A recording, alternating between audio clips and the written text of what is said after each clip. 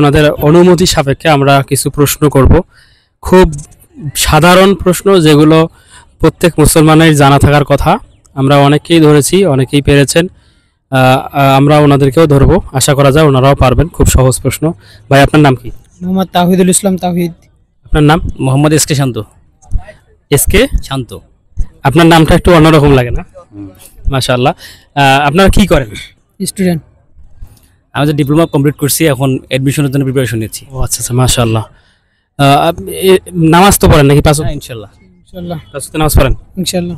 কয়বার নামাজ পড়া লাগে দিনে? 5 বার। তাহলে সপ্তাহে কতবার হচ্ছে? 35 বার।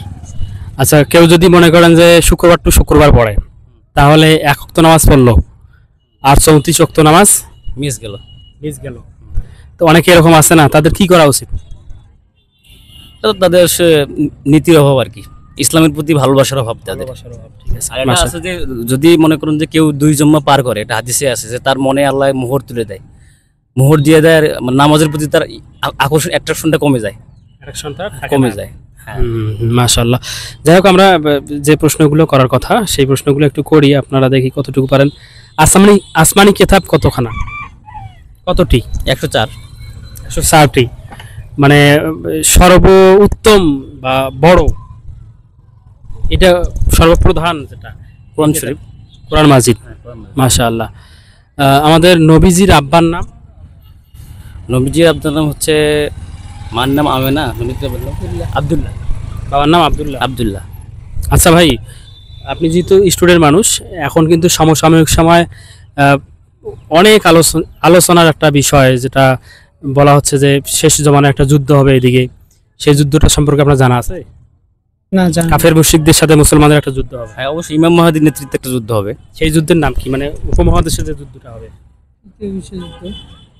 তো অবশ্যই মানে ওয়ার্ল্ড ওয়াইড যদি চিন্তা করেন, তৃতীয় বিশ্বযুদ্ধ। তবে ইসলামিকভাবে এই যুদ্ধটার নাম আসলে এখন মনে পড়তেছে না। এইদিকে যে যুদ্ধটা হবে সেটা হলো গজওয়াতুল হিন্দ, মনে পড়ছে না? হ্যাঁ, গজওয়াতুল হিন্দ। গজওয়াতুল হিন্দ। বিশেষ করে অনেক ইসলামিক স্কলার এখন এই বিষয়টা সম্পর্কে আলোচনা করে যে সামনে যুদ্ধ আসতেছে, মুসলমানদেরকে তৈরি থাকতে হবে। এই মুহূর্তে যদি শোনেন যে সেই যুদ্ধটা এসে গেছে, আপনাদের করণীয় কি হবে? অবশ্যই এটা আমি এতটুকু জানি যে মানে খোরাসান থেকে মানে কালো পতাকাবাহী যদি নামে, এটা তো হাদিসে আছে, মানুষ ইসলাম বলেছেন যে আপনার যখন দেখবে যে খোরাসান থেকে কালো পতাকাবাহী দল ইমাম মাহাদির নেতৃত্বে বের হয়েছে, তখন আমরা হামাগুড়ি দিয়া হইলেও সেই যুদ্ধে অংশগ্রহণ করবো। তো অ্যাজ এ মুসলিম অবশ্যই আমরা ওটা অংশগ্রহণ করবো ইনশাআল্লাহ। ভাই আমি আর একটা প্রশ্ন করি আপনার। সূরা ফাতিহায় কতটি আয়াত আছে? 60টি। সূরা ফাতিহা একটু আমরা শুনি। আউযু বিল্লাহি মিনাশ শাইতানির রাজিম। বিসমিল্লাহির রহমানির রহিম। আলহামদুলিল্লাহি রাব্বিল আলামিন আর রহমানির রহিম মালিকি ইয়াউমিদ্দিন। ইয়াকা না'বুদু ওয়া নাস্তাইন ইহদিনাস সিরাতাল মুস্তাকিম সিরাতাল লাযিনা আন'আমতা আলাইহিম গায়রিল মাগদুবি আলাইহিম ওয়ালাদ-দাল্লিন। আমিন।